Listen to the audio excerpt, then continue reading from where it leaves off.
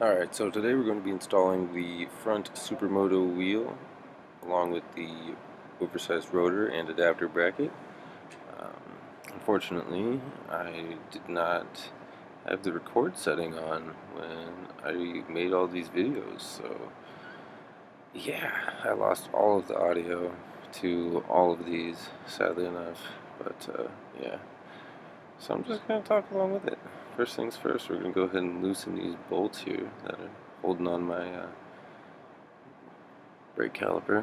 You can use a flathead here to take off the cap of the pin.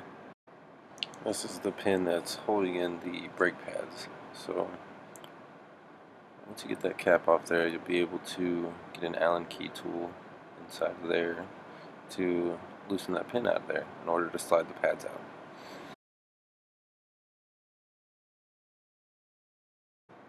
Oh, the right Allen key tool, that is. Yeah, so I got these wheels from motoxindustries.com. I found some random realtor discount code, so that's why I went through that site to get these Warp 9 wheels. Ended up coming out to like, I don't know, 16 or 1700, which I guess for some forged rims is not too bad.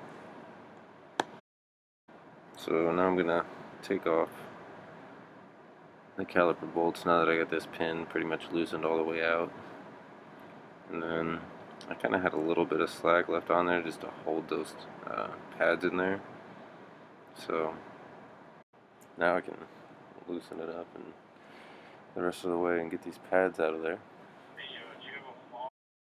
Bam. Here's the pin. I think I had to fight this a little bit. Get this caliper bracket off of there. Oh yeah.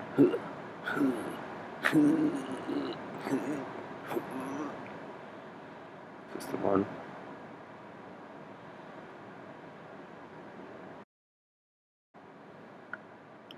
There you go. Hey, look at you. Doing big things in the world.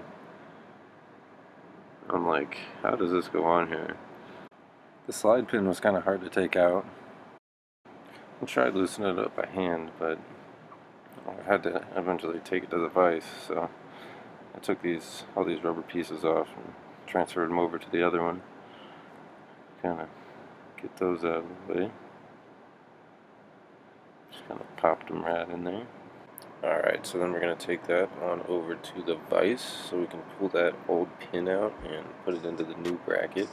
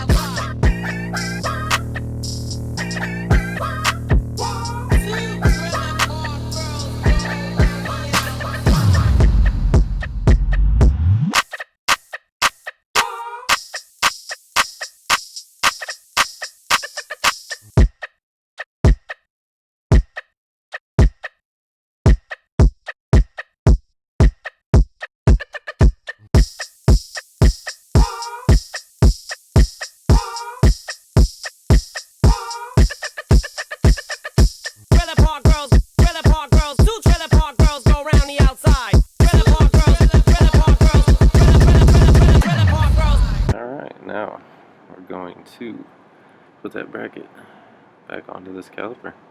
Now that we got this pin on there, I'm going to put a little bit of grease on it and on all the rubber pieces around there. It should just pop and slide right in there once you get those pins lined up. You might have to muscle a little bit. Maybe one more. Nope, she's good.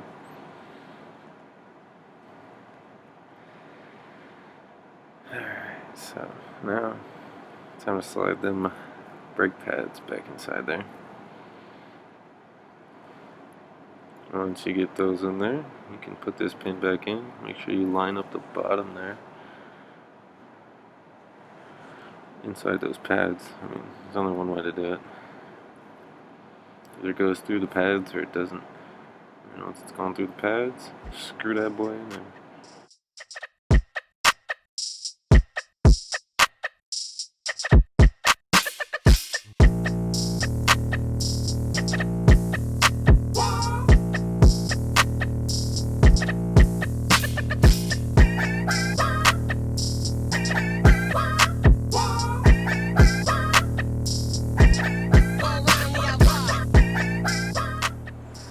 Alright, so here I've decided that I want to bring my caliper around the other side of that because it's actually rubbing against my tire, and that was with just the dirt tire. So I already got the caliper around. Now I have a speedometer sensor right here that I'm actually taking around too, that I have running up with that. We're gonna get into that a little bit later. I'm gonna replace the magnet on the rotor because I had to actually didn't take it out of the old rotor. No, I used a new one. The kit, the speedometer kit that I got, the Trail Tech speedometer, came with a couple of different magnets. It had like a nut magnet, a bolt magnet, and a couple other like sizes of those types. So I just used one of those, and yeah, we'll get into that later. But for now, Loctite that. Then get those caliper bolts kissed up and torqued.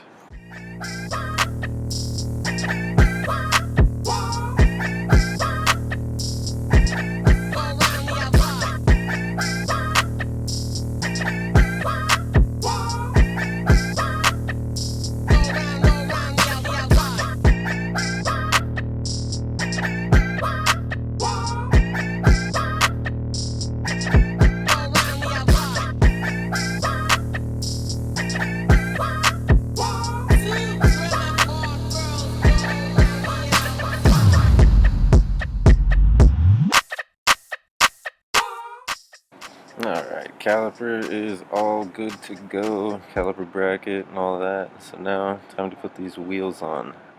Well, front wheel time. So first I just kind of prop this up in here. Main thing is to just make sure that you're guiding your rotor in between your brake pads there. Once you get that, it's really not too bad. So I think at some point here, after I finally get it in there, I just kind of propped it on my foot, and then from there I just shoved the axle in one side and let it hang out so I could drive it all the way through. Yeah. Don't forget to grease that boy up. And if you're lucky enough to have your girlfriend go get you some grease while you're sitting there holding up the wheel, you know, you'd be considered awfully fortunate. So, yeah, you'll have that. So luckily I didn't have to take that back out just to go grab some stupid grease.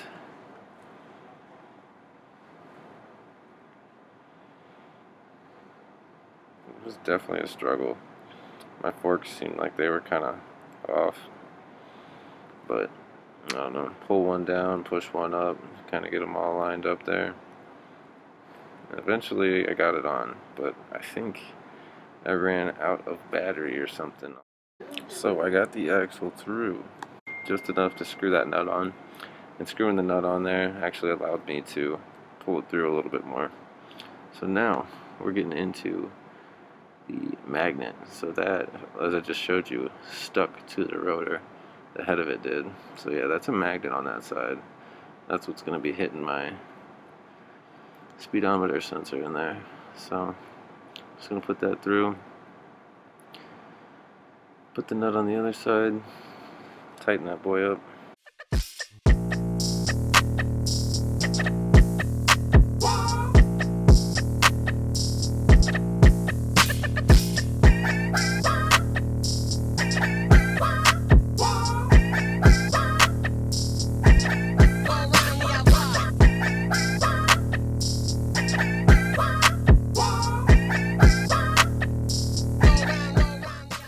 Alright, so the next problem I'm about to run into here is my fork guards are rubbing against this nice, awesomely fat Supermoto tire. Which, I mean, it's an awesome tire, but you can't be having all that bullshit. So I'm going to take this little Dremel and just kind of file it out as much as possible. I didn't feel like taking the wheel back off. I was kind of shitting myself doing this, trust me. Just trying to get, nowhere near that tire, but yet, trying to just get in there and cut that boy off.